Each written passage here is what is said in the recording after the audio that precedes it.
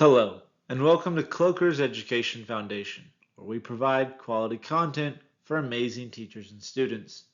If you're joining us from our previous video on government and business relations, welcome back. If this is your first time, we're glad you're here. This is our Intro to Business series, and this lesson is on the types of economic systems. Let's dive in. We have two objectives in this lesson: to distinguish among types of economic systems and explain how each of these economic systems answers the basic economic questions. Now, let's distinguish among the types of economic systems. You might be thinking, so what? Why is this important? Just about everyone belongs to some type of family unit. How would you describe yours?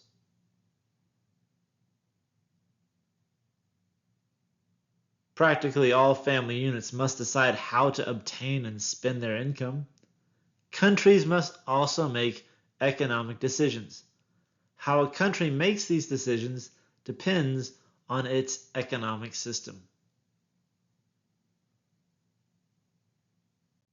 So what is an economic system? It is the organized way in which a country handles its economic decisions and solves its economic problems. The way in which a country makes its earning and spends. Elements of economic decisions include, of course, resources, natural resources, human resources, and capital goods. Markets, the arrangements for buying and selling of the goods and services. Participants, of who's involved: producers, consumers, and the government.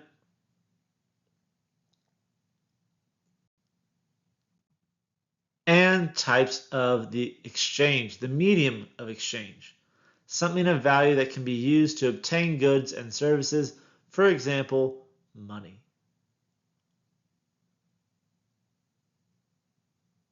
So why are economic systems needed? Our wants are unlimited, but our resources are not. We've covered that in previous lessons. No country has enough resources to supply everything that its people wants. People in all economic systems are interdependent. We depend on each other to obtain the things we need, whether it's food, legal help, healthcare, or infrastructure.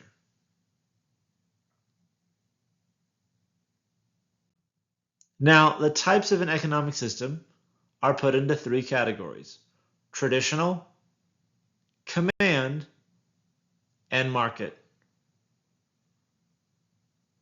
Traditional economies are based on traditions passed down through generations to generations, sometimes called a subsistence system.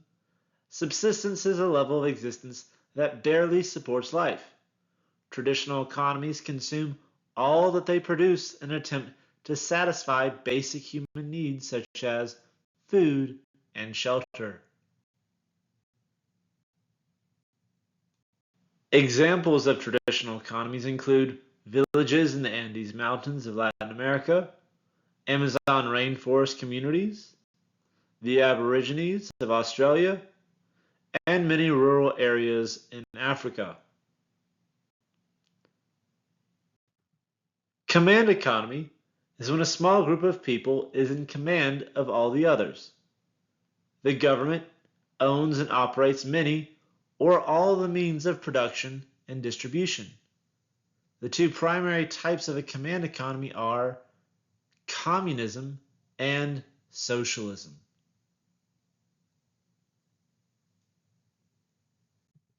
In communism, a communist government must own and control practically all the means of production and distribution, does all of the economic planning, sometimes called central planning, makes all the economic decisions, controls the economy, does not allow people to invest in the economy, sets the wages for the laborers, determines the price that people will pay, and sets production quotas for the business.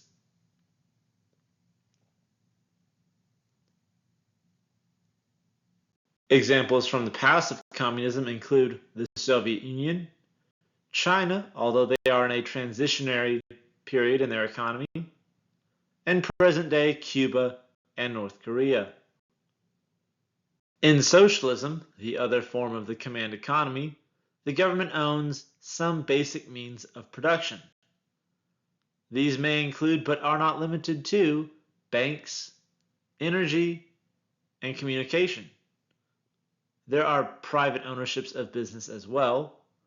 Workers are free to choose where to work, but the government sets the workers' pay based on the government's judgment of the value of the work to society. The government, the buyers, and the sellers all make economic decisions. Socialist countries are often called welfare states. Their government programs provide citizens with free medical care, free education, etc. And to pay for these programs, the government often charge high or exorbitant taxes. Examples of socialism include Canada, Sweden with its many government programs and has experimented with lower taxes to give citizens more purchasing power, and Great Britain, as it has privatized many of its state-owned industries. Lastly is the market economies. This is where individuals and businesses own the means of production and distribution. Government control of business is limited. Businesses actively compete for goods and services, and people live and work where they choose.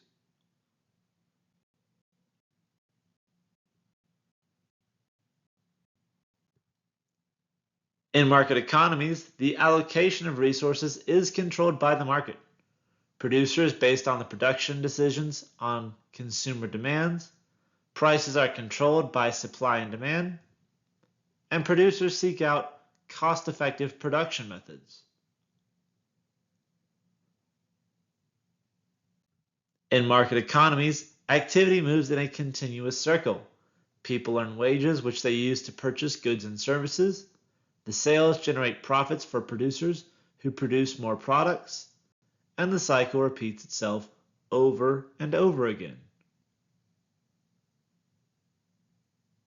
Examples of market economies include the United States, Japan, and India.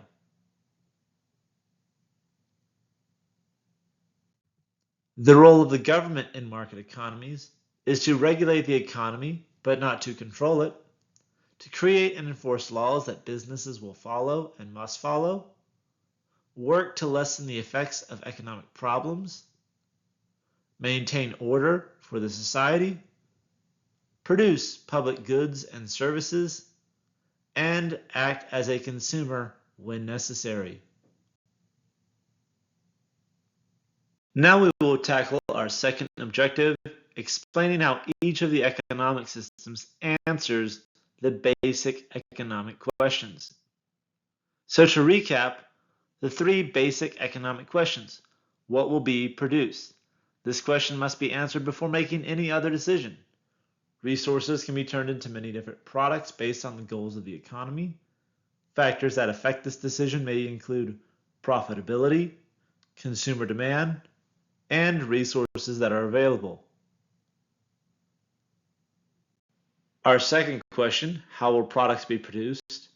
After deciding what to produce, methods of production must be chosen. This involves determining what resources to use, which technologies to employ, and what production methods are most efficient. And lastly, how will the products be allocated? Each economy must decide who gets its goods and services. In some systems, price determines who gets what. In other systems, the government rations product among citizens. The way in which each economy answers these economic questions will depend on the country's government and their involvement. In a traditional economy, what will be produced? The same things produced by prior generations, the items that are needed to carry on daily life. How will these products be produced? In the same way that prior generations produced these products. And how will they be allocated among everyone in the community who needs them?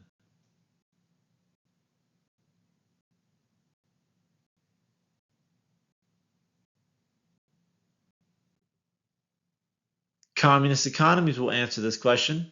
What will be produced? The items that the government determines should be produced. How will they be produced? In the ways the government chooses. And how will the products be allocated? Mainly to those workers who have been assigned better jobs and higher incomes by the government.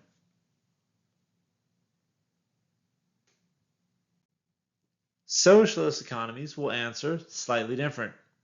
What will be produced? Items chosen by the government along with products in high demand among consumers. How will these products be produced? In ways that government and private businesses choose. And how will the products be allocated? Based on the consumers' incomes that are set by the government.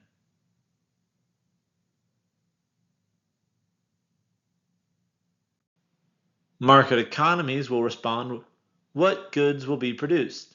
Goods and services that the consumer wants. How will these products be produced? In a way that allows producers to be efficient and profitable. And how will the products be allocated? According to the incomes of the individual.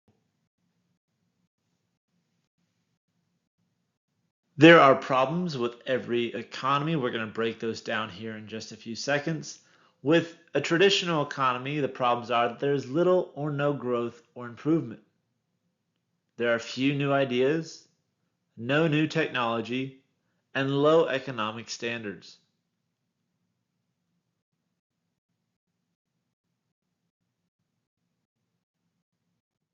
Problems with communist economies include less economic development than in market economies, fewer consumer goods, inefficient production methods, and fewer opportunities for workers to improve their situation.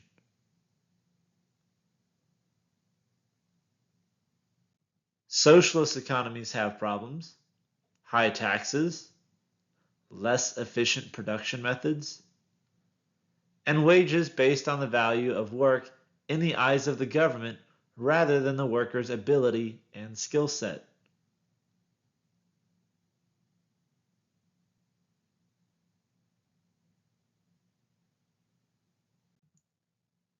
Market economies also have problems, such as financial or legal risk, competition.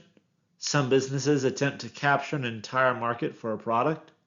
Other businesses may try competing by producing cheaply made products, and unequal incomes for workers and businesses.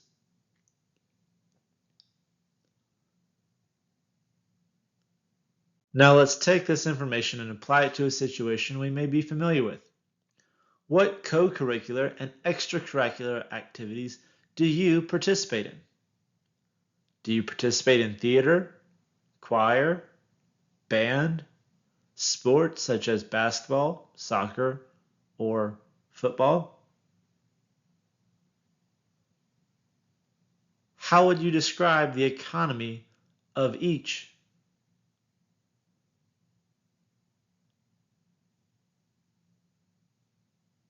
Are things done by the way of the ancestors and previous generations, previous coaches? Are the policies set by the school? Are the policies set by the school and the efforts of the individual or coaches? Or is your activity guided by the values of the instructors, coaches, and students? Now, let's take this information and these ideas and apply it to a situation so we can continue to build strong ethics and character in business through the gray zone. Some more advanced economies pity traditional systems. They say that traditional cultures are underprivileged and suffering, and many more advanced economies try to come in and modernize the traditional systems. A few traditional economies have accepted the help of more developed nations, but others are not interested in changing. They are happy to live the way their ancestors did.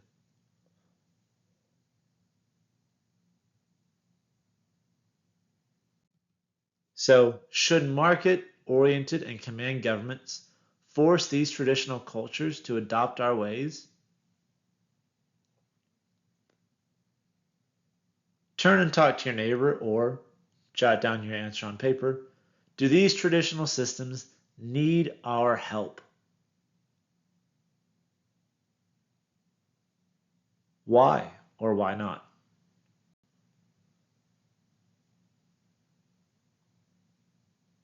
Does our help do more harm than good?